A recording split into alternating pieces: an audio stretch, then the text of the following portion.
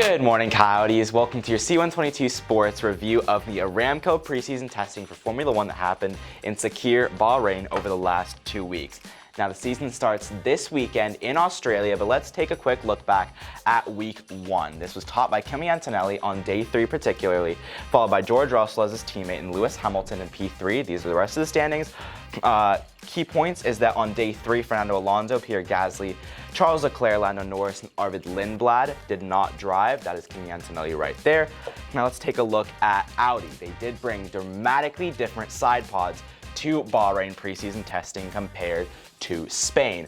This is what they looked like in Spain. This was what they looked like in Bahrain. A dramatically different air intake, dramatically different C-line, downwash, very different. And then I marked this. However, it does look like the camera angle might have just changed the appearance of it. This is going to be a big issue in Australia and a big watch. 4 cars failed to start on the day 3 practice start in Bahrain. We call it lights out and away we know.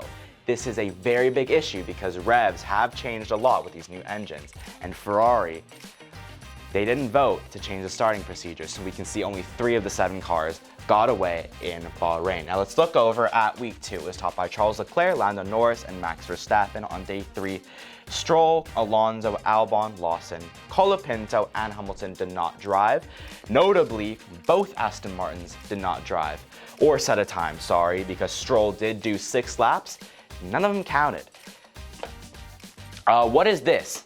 This is Ferrari's new spinning rear wing they're using for straight mode. As you know, they did switch DRS into this new manual override mode, they're calling it, because the front wing opens up as well as the rear wing. This is pushing the regulations, guys, because normally you have to have a rear wing that opens in 0.4 of a second. Ferrari's 0.37. They are pushing the absolute limits with it. But there's an aerodynamic advantage. Let's take a look at that. Here, it creates an element of lift because it's pushing up compared to normal rear wings, because this one, it's going like this instead of like this. There's no downforce in this, and you don't need downforce in a straight. It's creating a little bit less of a downwash. There's a lot less dirty air for the car behind as well. Big aerodynamic advantage for Ferrari because they can give a little bit of a tow to their teammate as well. Aston Martin, let's go back to them. Not good news, guys. They are in very big trouble. Motorsport.com Italy did leak their plans. They expect to retire a few laps into the Australian Grand Prix after completing the minimum laps in practice to beat out that 107% rule. There's issues with the engine. Fernando Alonso might be cursed because every time this guy drives with a Honda engine, it seems to go bad.